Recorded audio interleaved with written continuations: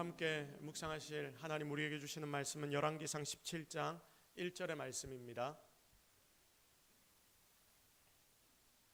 열왕기상 17장 1절의 말씀입니다.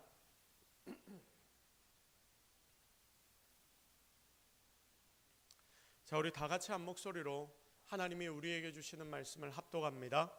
길르앗에 우거하는 자 중에 디셉 사람 엘리야가 아합에게 말하되 내가 섬기는 이스라엘의 하나님 여호와께서 살아계심을 두고 맹세하노니 내 말이 없으면 수년 동안 비도 이슬도 있지 아니하리라 하니라.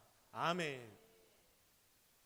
자, 그러나 하나님은 준비하신다. 그러나 하나님은 준비하신다 라는 제목으로 하나님의 말씀 증거하도록 하겠습니다.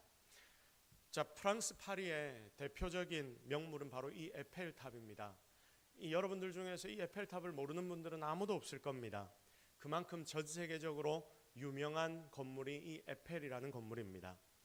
산이 높고 고층 건물이 거의 없는 파리라는 도시에서 높은 에펠탑은 어디를 가든지 눈에 확 띕니다.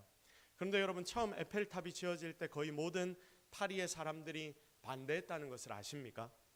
에펠탑은 프랑스 혁명 100주년을 기념해서 1889년 프랑스의 파리에서 만국 박람회가 일어났는데 그때의 조형물로 세워진 탑이 바로 이 에펠탑입니다. 그런데 많은 파리 시민들과 그 당시의 지식인들이 파리의 고풍스러운 분위기와 어울리지 않는 철골 구조의 마치 뼈대와 같은 탑을 우리는 보기가 싫다, 이곳에 너무 어울리지 않는다라고 생각을 해서 극렬하게 반대를 했습니다. 그래서 파리시는 고민을 하다가 이미 지어 올라가고 있는 에펠탑을 철거할 수가 없어서 그 시민들을 어떻게 이야기하면서 이 에펠탑을 짓도록 만들었냐면 20년 후에 에펠탑을 철거하겠다, 이렇게 약속을 하고 이 건설을 완료했습니다. 자, 에펠탑이 건설된 후에 20년이 지난 1909년 약속대로 에펠탑을 철거하라는 이야기들이 도시에서 여기저기에서 여러 지식인들 사이에서 나오기 시작했습니다. 자, 그때 어떤 일이 벌어졌냐면 파리를 대표하는 11명의 위원회, 11명의 위원회가 이제 모여서 대표하는 자들이 다 모여서 투표를 해서 결정을 하기로 하고, 그래서 존속 투표를 했는데 6대5의 표결이 나왔습니다. 자, 한 표 차이로 에펠탑이 남을 수 있게 되었고, 여러분, 이 한 표로 인해서 전 세계 사람들이 지금 에펠탑을 보기 위해 파리로 떠나는 이 시대의 모습이 만들어지게 된 것입니다. 1645년 영국은 왕이 영국을 다스릴지 아니면 의회가 영국을 다스릴지를 투표합니다. 한 표 차이로 의회가 정치할 것이 통과되어서 그때부터 영국의 의회 정치는 시작됩니다. 1776년 미국에서는 모국어를 우리가 무엇을 사용할 것인가 라는 주제를 가지고 투표를 했습니다. 영어를 사용할지 아니면 독일어를 사용할지를 투표했습니다. 그때 어떤 결과가 나왔겠습니까? 결국 한 표 차이로 영어를 미국의 모국어로 사용하게 되었습니다. 만약 이때 한 표가 영어가 아닌 독일어가 나왔다면 여러분, 지금 온 세상은 우리도 지금 여전히 독일어를 공부하고 있을지도 모르겠습니다. 이 외에도 세계사를 보면 한 표의 차이로 인해서 정말 큰 일들이 극적으로 바뀐 사건이 너무나 많습니다. 여러분, 한번 검색을 해보십시오. 정말 많은 일들이 한 표 차이로 뒤바뀌는 일들이 이 세상 가운데 많습니다. 한 표, 그러니까 한 사람이 정말 중요하다는 이야기이죠. 자, 그러면 하나님 나라에 있어서 우리가 지금 성도로 서 있는데 나라는 한 표, 나라는 한 사람도 하나님 나라를 세워나가는데 정말 귀하게 사용될 수 있는 한 사람이 됩니다. 지금 나는 정말 하나님 나라를 바로 세워나가는 그런 한 사람인지 아니면 하나님 나라를 회방하는 한 사람인지 우리가 그것을 질문해 보면서 하나님의 말씀으로 오늘 들어가도록 하겠습니다. 자, 1858년 보스턴의 한 주일학교 교사 킴벌이라는 주일학교 교사는 구두방에서 일하는 자기 반 학생을 직접 방문을 합니다. 그리고 그를 가르치고 성경을 공부하고 그리스도께 인도를 했는데 신방을 간 것이죠. 그 학생이 우리가 잘 아는 D.L. 무디라는 전도자가 되었습니다. 평범한 한 교회 교사가, 주일학교 교사가 그러니까 우리 교회 교사 선생님들도 많이 있지 않습니까? 예를 들면 드럼으로 봉사하고 수고해 주시는 우리 보성생과 같은 이런 교사가 주저하면서 구두방에서 일하는 한 주일학교 학생을 신방해서 하나님의 말씀을 가르친 것, 그것 때문에 상상도 못하는 복음 전파가 온 세상에 D.L. 무디를 통해서 나타나게 된 것을 봅니다. 여러분 잘 보십시오. 아무것도 아니고 소심하다 생각되는 한 명의 그 교사 한 사람을 사용하여서 하나님이 그 사람을 사용하시니까 그 역할을 아무도 무시 못하는 놀라운 기적으로 나타나게 되는 것입니다. 여러분, 우리도 여기에서 사실 앉아있지만, 하나님을 예배하지만, 사실 우리 자신을 쭉 둘러보면 내놓을 것 그렇게 많이 없고, 또 내 몸은 아프고, 나이는 또 들 만큼 들고, 아니면 나이는 너무나 적고, 힘도 점점 사라져서 너무 슬프지만, 사실 이것보다 중요한 것이 무엇이냐? 하나님이 여러분 한 사람 한 사람을 딱 붙잡고만 계시면, 하나님이 그 사람을 사용하시기로 작정만 하신다면 나는 무조건 귀하게 쓰임받는다. 여러분, 이것을 절대로 잊지 않는 성도들이 되기를 바랍니다. 그 한 사람이 하나님을 사랑하고 하나님의 나라를 소망하며 주님 안에 거하는 하나님의 사람이면 되는 것입니다. 그래서 하나님은 각각의 시대가 어두우면 어두울수록 하나님의 사람이 아무도 없고 하나님 믿는 자들이 아무데도 없다라는 생각이 들 때조차도 하나님은 그 한 사람을 준비하여서 사용하신다. 세우시고 헌신시키시고 사용하시는 분이 바로 하나님이심을 여러분 깨닫기를 바랍니다. 오늘 저는 이 자리에 앉아 예배하는 여러분, 그리고 제가 이렇게 하나님 앞에 쓰임받는 한 사람이 되기를 간절히 바라고 기도합니다. 한 해의 마지막, 그리고 새로운 해를 우리가 준비하면서 그렇게 내가 먼저 주께 귀하게 붙잡혀 쓰임받는 성도들이 되기를, 그런 우리 모든 동서교회 성도들, 그리고 이 땅의 모든 성도들이 되기를 주님의 이름으로 축복합니다. 자, 오늘의 본문은 이렇게 중요한 하나님께 쓰임받는 준비된 한 사람, 그 한 사람이 역사에 등장하는 장면이 기록되어 있습니다. 여러분, 그의 이름이 무엇입니까? 엘리야라는 한 사람입니다. 그는 하나님께 부름받은 선지자입니다.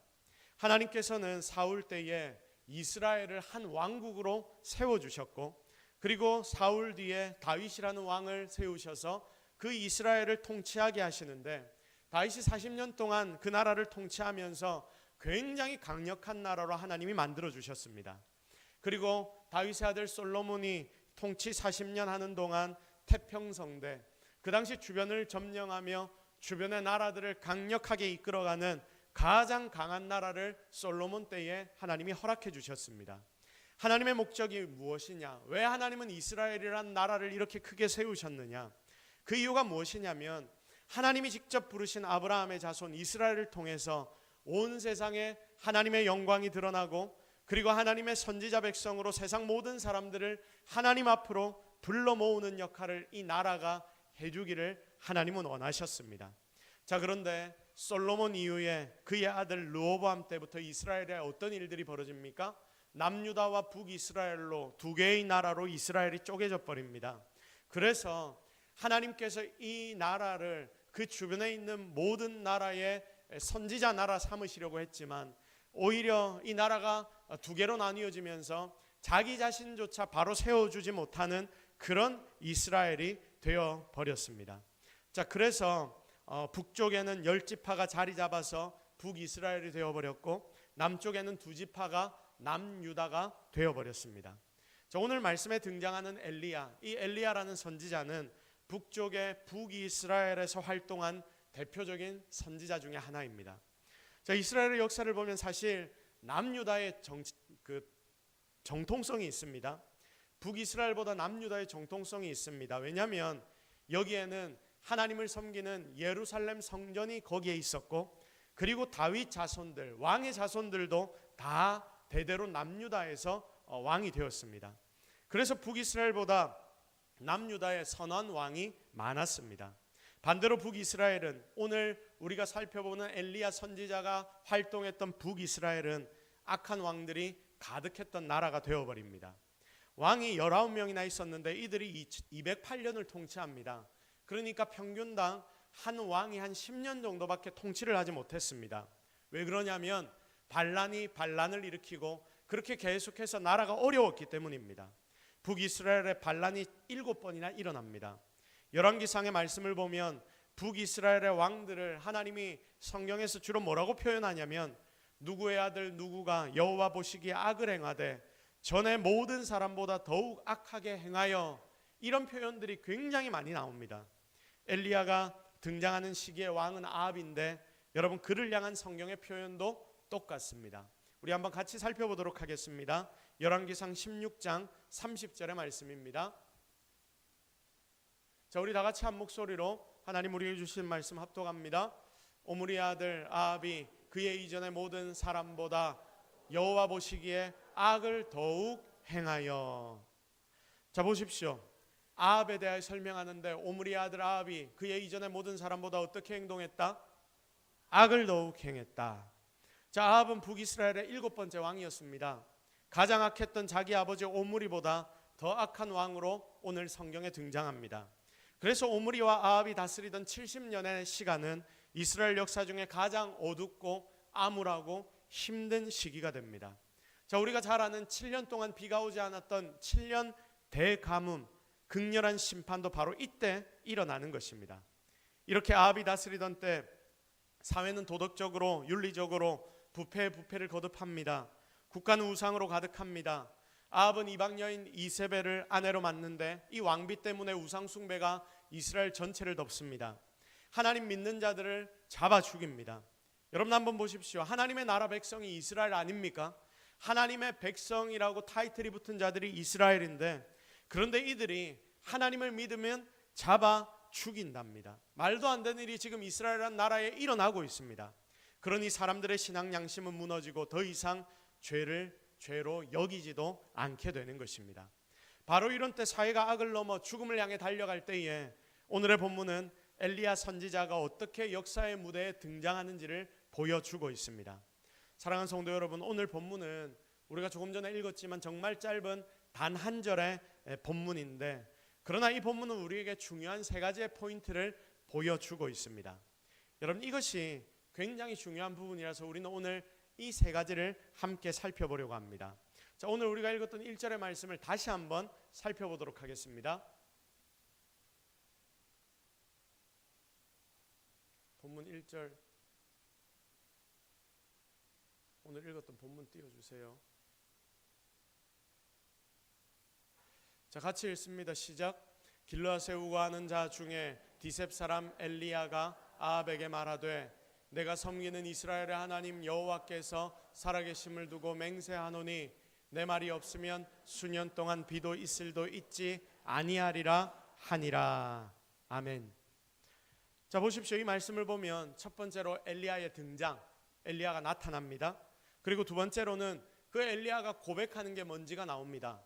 그리고 세 번째로는 엘리야가 선포하는 메시지가 나타납니다. 오늘은 이 3가지를 가지고 하나님의 말씀, 하나님의 음성을 살펴보도록 하겠습니다. 자, 먼저 엘리야라는 사람이 등장하지요. 엘리야라는 사람이 등장합니다. 이걸 오늘의 본문은 이렇게 표현하고 있습니다. 길르앗에 우거하는 자 중에 디셉 사람, 이렇게 표현이 되어 있는 엘리야의 등장이 오늘의 본문에 나타납니다. 자, 엘리야는 가장 위대한 선지자로 손꼽히는 사람입니다. 교회를 다니는 사람 중에 엘리야라는 선지자를 모르는 사람은 아마 없을 겁니다. 성경을 봐도 구약에서 엘리야가 차지하는 비중이 굉장히 큽니다. 갈멜산 850대 1의 그 선지자 대결도 그의 작품이고, 기도하면 비가 오고 또 기도하면 비가 오지 않는 이런 기적도 엘리야를 통하여 나타나게 되었습니다. 대단하지 않습니까? 이런 선지자가 지금 성경에 등장하는 장면이 오늘 1절의 말씀입니다. 그런데 보십시오. 엘리야에 대한 개인적인 신상 소개가 깁니까? 짧습니까? 굉장히 짧습니다. 자, 성도 여러분, 보통 중요한 인물이 등장하면 그 인물의 배경에 대해 잘 알려주거든요. 예를 들면 모세. 그럼 모세에 대해서 배경 설명이 성경에 깁니까? 짧습니까? 굉장히 깁니다. 모세가 어떻게 태어났는지가 그 부모에부터 시작해서 설명이 되고 있습니다. 그리고 그가 소명을 받아 이스라엘 앞에 설 때까지의 모습도 굉장히 자세히 기록되어 있습니다. 그 일대기가 정말 자세히 그려져 있습니다. 또 사무엘이나 세례 요한 같은 경우에도 출생 과정부터 시작하여 쓰임 받는 순간까지 기록을 보면 누가 봐도 다 알 수 있도록 아주 자세히 성경은 기록해 놓습니다. 아니, 아무리 안 적어놨다 생각해도 직업이나 하나님이 그를 부르시는 그런 장면은 보통 소개가 되는데, 엘리야는 오늘 1절 말씀을 보십시오. 그런 소개가 하나도 없습니다. 엘리야에 대해 소개를 해주는데 뭐라고 소개를 합니까? 길르앗이라는 곳에 사는 한 사람, 길르앗이라는 곳에 한 사람이 살고 있는데 그 사람이, 그 길르앗에 사는 사람 중에 하나가 바로 엘리야다. 여러분, 길르앗이 어느 동네인지 아십니까? 그 당시 요단강의 동쪽으로 멀리 떨어진, 당시에는 개발도 되지 않은 촌입니다. 깡촌이라고 여러분 생각하시면 됩니다. 거기다가 그가 살던 길르앗도 원래 그의 고향이 아닙니다. 길르앗에 살던 어디 사람이라고 기록되어 있죠? 디셉이라는 사람, 디셉이라는 지역의 사람. 그러니까 이 엘리야의 고향은 디셉인데 어디서 듣도 보도 못한 동네에서 태어났다, 이런 의미입니다. 그러니까 어디 듣도 보도 못한 동네에서 태어난 깡촌에 지금 살고 있는 한 사람, 그 사람의 이름이 누구다? 엘리야다. 그러니까 여러분, 하나님은 아무도 알지 못하는 이런 곳에서 하나님이 너무나 귀하게 쓰실 그 인생을 조용히 예배하고 계셨다. 그걸 오늘 본문을 통해 우리는 발견할 수 있게 되는 거죠. 사랑하는 성도 여러분, 우리는 입술로 자주 고백합니다. 하나님께서 하나님의 때에 하나님의 방법으로 하나님의 일을 하신다. 하나님은 분명히 하나님의 때 하나님의 일을 하나님이 직접 하신다. 이런 고백들을 우리는 자주 합니다. 그런데 이런 상황이 실제로 어떻게 일어나는지를 우리는 잘 보려고 하지 않습니다. 하나님이 기적을 일으키신 뒤, 능력을 보이신 뒤, 놀라운 일들을 행하신 뒤에 멋지게 보이는 것에만 관심을 가지는 겁니다. 고민을 우리가 별로 안 합니다. 내 삶이 내 원대로 안 되고 지금 이 일이 일어나야 하는데 이게 안 되고 좀 꼬이면 내 속에 올라오는 것이 무슨 생각입니까? 원불교, 원망불편, 교만. 여러분, 이런 생각만 우리 속에 가득해지거든요. 결국 하나님이 정확한 때에 하나님의 일을 나타내신다는 것을 내가 믿지 못한다라는 말이 되는 거죠. 시간이 지나고 난 뒤에 하나님이 일하신 것을 결국 우리가 보고 난 뒤에는 감사하지만 그 전에 힘들고 어려운 상황을 통과하는 그 순간에는 우리의 마음에 감사는 없고 불평불만만 있는 때가 얼마나 많은지 모릅니다. 그러니까 이런 삶을 살아가는 자, 이런 삶을 살아가는 백성들, 여러분, 그런 자들에게 믿음이 있다라고 말할 수 있겠습니까? 제대로 된 믿음이 없을 수도 있다, 그 말입니다. 여러분, 오늘의 말씀을 보십시오. 오늘 하나님은 엘리야를 하나님 방법으로 준비하고 계십니다. 그리고 아무런 인물도 나지 않을 것만 같은 곳에서 그를 세우시고 그를 선택하시고 나게 하시고, 또 하나님의 방법대로 그 암울한 시대에 믿음을 가지고 산다는 이유로 죽임을 당하는 그 악한 시대에 하나님을 온 세상 가운데 보여주는 놀라운 일을 그렇게 세운 그 한 사람을 통하여 하나님이 보여주시는 것입니다. 이렇게 하나님은 오늘날에도 우리가 생각지 못했던 인물을 또한 생각지 못하는 때에 생각지 못하는 장소에서 하나님의 일꾼으로 부르시고 하나님이 원하시는 일을 맡겨주신다는 것을 여러분 꼭 기억하시기를 바랍니다. 다윗을 한번 생각해 보십시오. 다윗의 아버지 이새라고 하죠. 하나님은 아버지조차, 자기의 육신의 아버지조차 기대하지 않고 무시하는 목동의 8번째 아들 다윗을 이스라엘의 위대하고 위대한 왕으로 세워주셨습니다. 다윗이 얼마나 무시당했냐면 사무엘상 16장 11절을 한번 같이 볼게요. 시작. 또 사무엘이 이새에게 이르되 네 아들들이 다 여기 있느냐? 이새가 이르되 그는 양을 지키나이다. 사무엘이 이새에게 이르되 사람을 보내어 그를 데려오라. 그가 여기 오기까지는 우리가 식사 자리에 앉지 아니하겠노라. 아멘. 자, 아버지 이새가 사무엘에게 대답하는 이 모습을 보면 우리가 아버지가 아들 다윗을 어떻게 생각하는지를 알게 됩니다. 아직 막내가 남았는데 그가 뭐하고 있다고 합니까? 양을 지키고 있다라고 말합니다. 자, 우리말로 바꿔봅니다. 우리의 대화, 일상적인 대화로 한번 바꿔봅시다. 아직 막내가 있긴 한데 걔는 신경 안 써도 됩니다. 걔는 아무것도 안 됩니다. 걔는 내가 이때까지 보니까 왕의 제목이 아닙니다. 그래서 아예 부르지도 않았습니다. 아무짝에도 쓸데없는 애입니다. 그럼 아들인데 아버지가 인정하지 않는 아이. 사실 따지고 보면 얼마나 비참한 포지션입니까? 자기 형들이 다 불려가서 선지자에게 기도를 받고 있는 상황에 이 막내는 양을 치고 있습니다. 이 말씀에 막내라고 기록된 히브리어를 살펴보면 순서를 나타내는 단어이기도 하지만 이 단어는 등급을 나타내는 단어이기도 합니다. 그러니까 가장 낮은 등급을 이야기하는 겁니다. 그래서 다윗은 당시의 모든 이들에게, 아니 부모에게조차 인정받지 못하는 이런 소리를 듣는 아이가 이 다윗이었는데 하나님이 그 사람을 어떻게 사용하십니까? 놀랍고 위대하게 사용하십니다. 여러분, 하나님은 이런 자들도 선택하십니다. 그리고 사용하시는데 이스라엘에서 가장 위대하게, 이스라엘 역사상 가장 위대한 왕으로 쓰십니다. 이게 하나님이 사람을 사용하시는 방법입니다. 오늘 이 자리에 있는 여러분 가운데 하나님이 주시는 감동이 정말 있기를 바랍니다. 하나님이 나를 사용하시겠다 말씀하시면 나는 쓰임받을 거다. 내가 하는 것이 아니다. 그러니 더 나아가서 나의 상황, 나의 환경, 나의 바쁜 일과들, 나의 아픈 몸들, 여러분 이게 먼저가 아니라 하나님의 뜻이 가장 중요하다. 여러분이 하나님 앞에 이 중심으로 준비되기 시작한다면 분명 놀라운 기적이 바로 이 자리에 있는 여러분을 통하여 온 세상 가운데 드러나고 나타나게 될 것입니다. 그거 믿고 의지하며 주님께 귀히 쓰임받는 저와 여러분이 되기를 예수 그리스도의 이름으로 축복합니다. 그리고 두 번째, 이제 엘리야의 고백을 한번 보겠습니다. 엘리야는 우리가 처음에 살펴봤듯이 평범한 걸 넘어서서 무시를 당할 만한 사람이었다라고 했죠.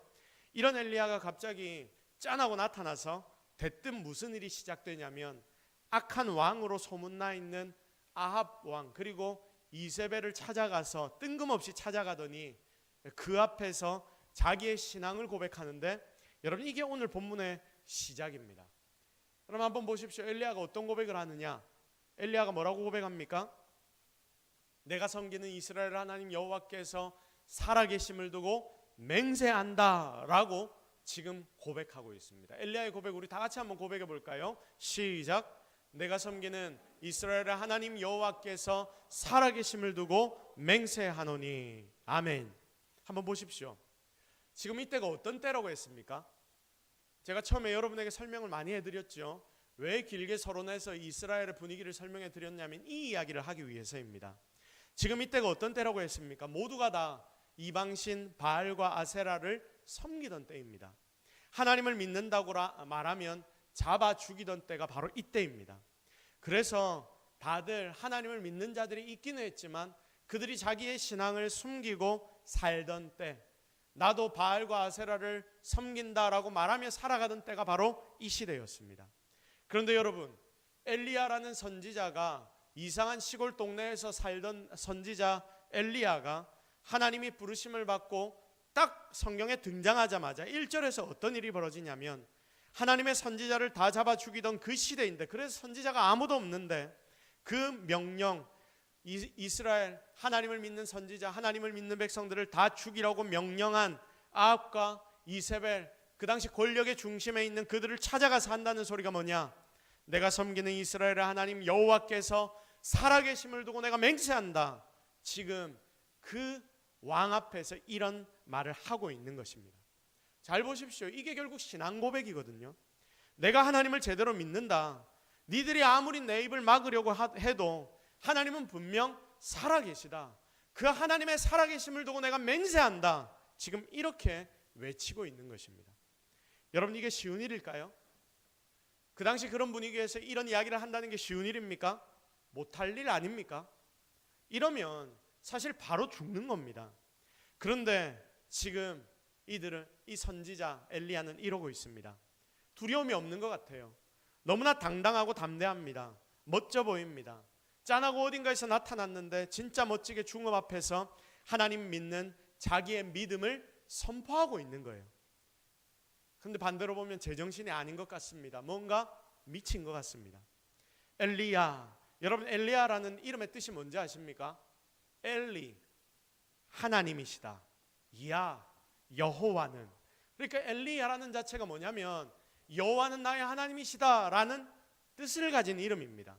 그러니까 엘리야라는 이름을 그 당시에 이야기만 해도 저거는 하나님을 믿는 자들이구나, 자구나. 저거는 가만히 놔두면 안 되겠구나. 그 시대의 분위기가 그랬다니까요. 성도 여러분, 그 당시 이 이름으로 살 수 있겠습니까? 못 삽니다. 아무도 그렇게 살 수 없는 때입니다. 바알이 아세라가 내 하나님이다 이렇게 고백해야 살 수 있는 때가 바로 그때입니다. 그런데 이런 이름을 가지고 진짜 하나님을 고백하면서 자기의 목숨을 좌지우지할 수 있는 그 왕, 권력의 중심 앞에 지금 엘리야는 서고 있는 거예요. 사랑하는 여러분, 오늘 우리는 이 엘리야의 고백을 보면서 지금 이 자리에 앉아 믿는다라고 말하는 나의 모습을 돌아봐야 합니다. 분명 하나님은 아무것도 아닌 나를, 우리를 사용하실 수 있으며 또한 사용하실 줄로 믿습니다. 우리가 적어도 하나님을 아는 자라면 정말 당당하고 담대하게 세상 가운데 설 수 있어야 합니다. 여러분, 이게 뭐냐면 내 속에 살아계신 하나님에 대한 철저한 신뢰와 믿음이 있어야 한다, 그 말입니다. 여러분, 엘리야가 이렇게 죽음 앞에서 이런 고백을 어떻게 할 수 있습니까? 하나님의 살아계심을 그가 100% 확신했기 때문 아닙니까? 하나님의 살아계심을 그가 경험했기 때문 아닙니까? 하나님이 도우시면 나는 살 수 있다, 하나님이 붙잡아 주시면 나는 절대 죽지 않는다, 여러분 이걸 100% 믿었기 때문에 그는 이런 고백을 세상 가운데 할 수 있었던 것입니다. 그러므로 이곳에 있는 지금 예배드리는 사랑하는 모든 성도 여러분, 이 자리에 있는 우리 모두도 하나님을 믿는다, 하나님을 믿기 때문에 여러분이 이 자리에 나와서 예배하는 것 아닙니까? 그러니 진짜 여러분의 마음 가운데도 이런 정확한 고백이 나타나게 되기를 주님의 이름으로 축복합니다.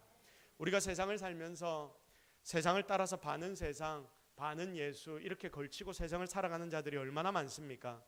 그런 나에게 하나님이 지금 말씀하시는 거예요. 하나님이 말씀하십니다. 나 너가 그렇게 사는 거 원하지 않아. 돈 없어도 괜찮고 힘이 없어도 괜찮고 나이가 많아도, 그리고 나이가 작아도 괜찮아. 또 아프고 머리가 나빠도 괜찮아. 그러나 한 가지, 나를 향한 절대적인 신뢰는, 믿음은 놓치지 마. 나만 주인을 삼고 네가 세상을 살아. 그걸 나는 원해. 바로 그때 나는 너를 도울 것이고 나는 너를 정말 귀하게 사용할 거야. 하나님이 지금 우리를 향해 하시는 말씀이 바로 이 말씀입니다. 진짜 이곳에 있는 성도인 여러분의 삶 가운데 하나님을 향한 절대적인 신뢰와 절대적인 믿음이 생겨나기를 바랍니다. 그래서 여러분이 그것을 삶으로 고백할 때에 그 삶 속에서도 하나님이 주시는 기적을 체험하고 세상 가운데 엘리야처럼 하나님의 능력을 보여줄 수 있는 저와 여러분, 우리 모든 성도들이 되기를 예수 그리스도의 이름으로 축복합니다. 자, 이렇게 엘리야가 고백을 한 뒤 이제 엘리야 선포합니다. 뭐라고 선포하냐면 이게 세 번째입니다. 다 같이 읽습니다.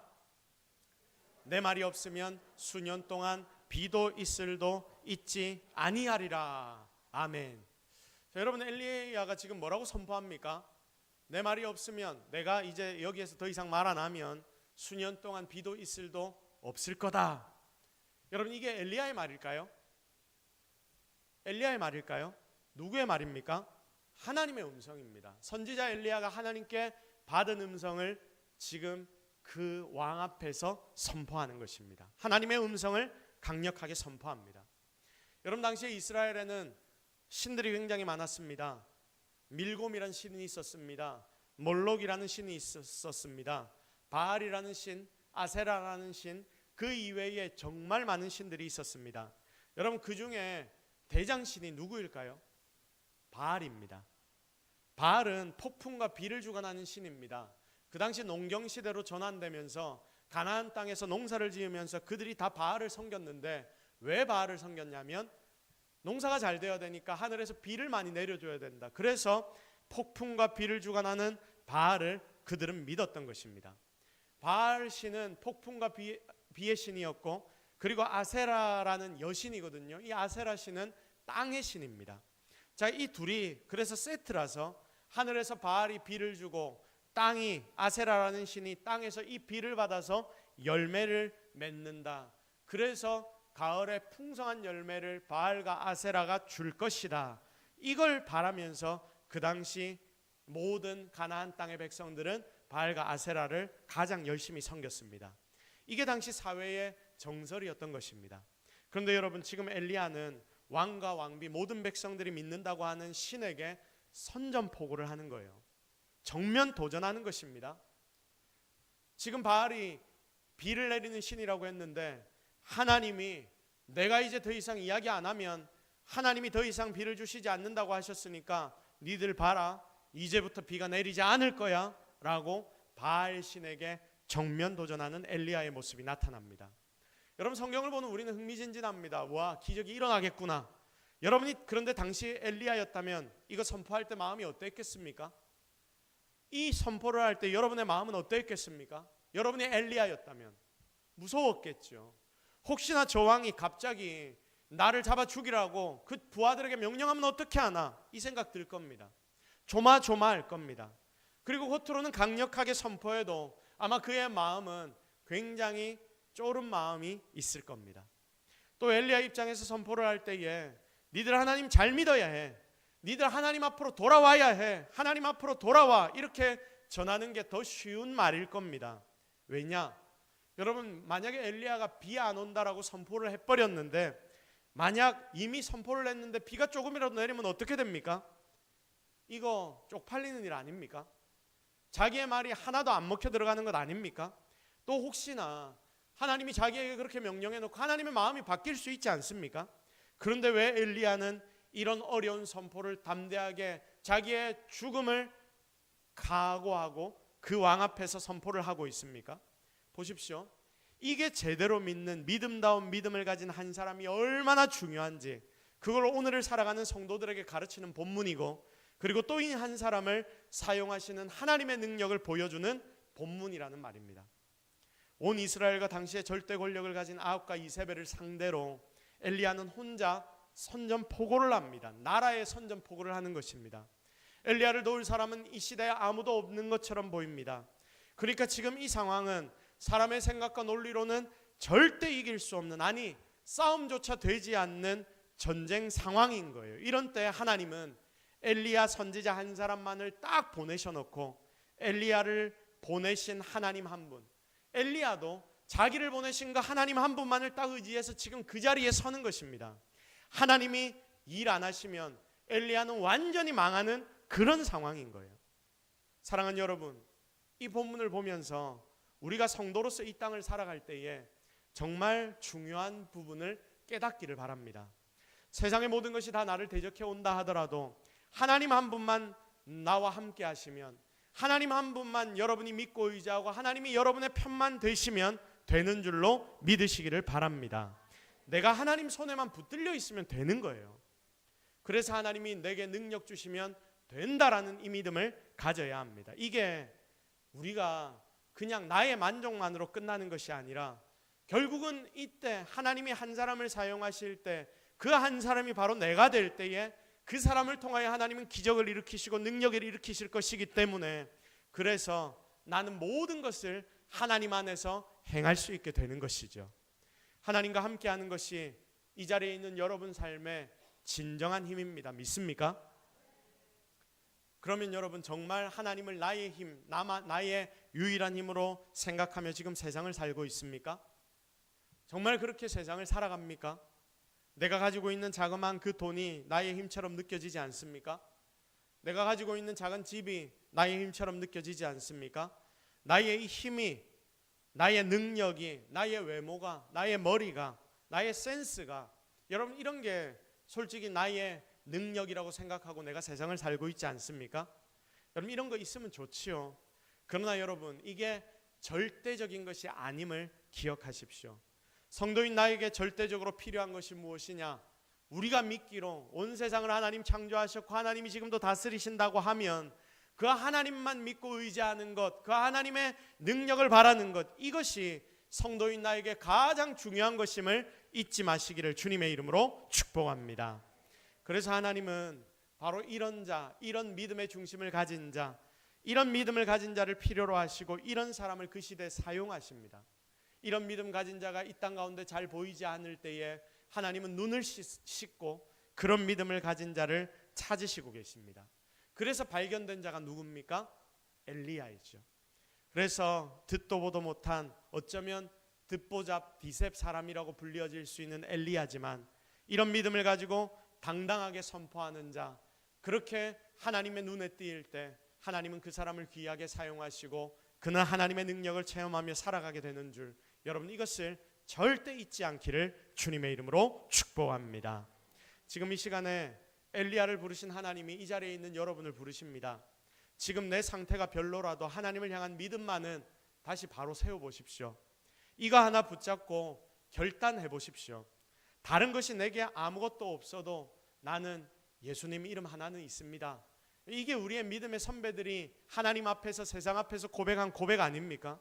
진짜 이런 고백이 여러분 가운데 나타나기를 바라고, 그래서 이제는 머리로만 아는, 여러분의 머리로만 아는 이런 신앙이 아니라 여러분의 삶으로 체험될 수 있는 그런 신앙이 되기를 기대합니다. 또 한 가지 더, 하나님이 여러분을 사용하기를 원하십니다.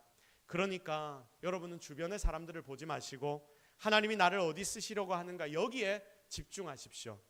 여러 성김과 헌신을 볼 때에 하나님이 내게 보여주시는 것이 있다면 여러분 내가 해야죠. 하나님이 나에게 맡기시는 일들을 내가 딱 느낀다면 여러분 그때 나는 움직이면 됩니다. 다른 어떤 사람에게 이야기할 필요도 없습니다. 내가 충성하면 되는 것입니다.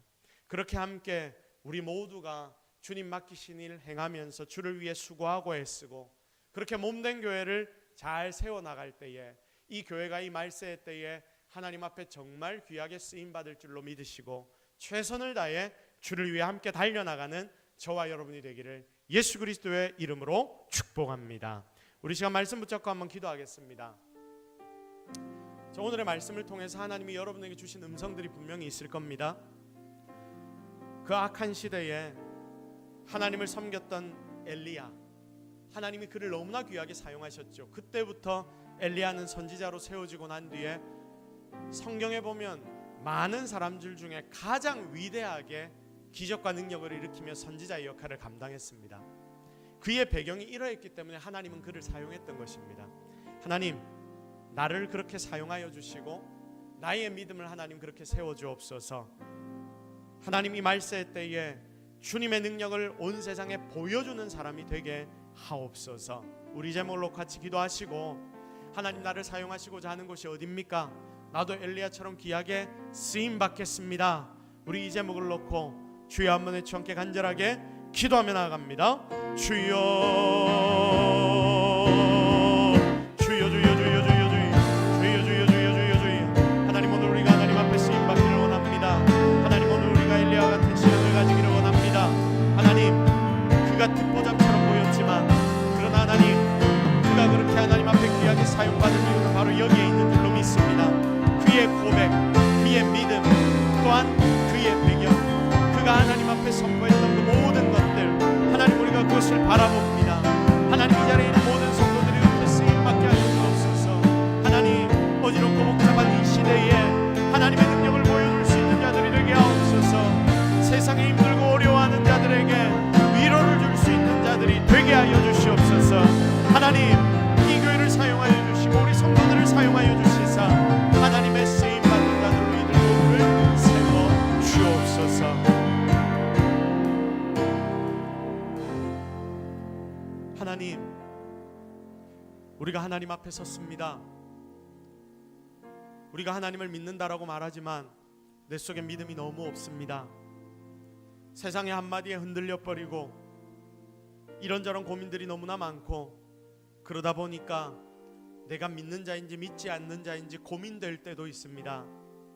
그러나 하나님, 우리가 분명히 믿기로는 하나님 살아계신 줄로 믿사오니 하나님 오늘 그 하나님 믿고 의지하는 그 믿음 가지고 세상 가운데 빛과 소금의 역할을 잘 감당해내는 우리 모든 성도들이 되게 주님이 축복하여 주옵소서. 세상이 너무 어지럽습니다. 복잡합니다. 우리 주변의 이웃들을 보아도 그들의 마음 가운데 상한 마음들이 너무나 많고 힘들고 어려워하는 자들이 우리 주변에 너무나 많습니다. 하나님, 우리가 그들에게 하나님이 보내신 편지가 되어 어떤 일로든지 그들의 위로가 되게 하시고 그들에게 힘이 되어 줄 수 있도록 하나님 우리 모든 성도들을 주님이 붙잡아 주옵소서. 그리하여 하나님이 말세 때 이 교회를 귀하게 사용하시고 우리 성도들을 귀하게 사용하시는 그 쓰임을 우리 모두가 받게 하여 주옵소서. 또한 하나님, 우리가 내년을 준비합니다. 교회에서 일꾼들을 세우기를 원합니다. 하나님, 많은 자들이 주의 몸된 교회를 위하여 헌신하기를 작정하게 하여 주옵소서. 그것이 하나님이 우리를 사용하시고자 하는 자리임을 잊지 않게 하여 주시고 끝까지 하나님이 원하실 때에 쓰임받는 우리 모두가 되게 하옵소서. 모든 것 다 하나님께 맡겨드리오며 예수 그리스도의 이름으로 기도드립니다. 아멘.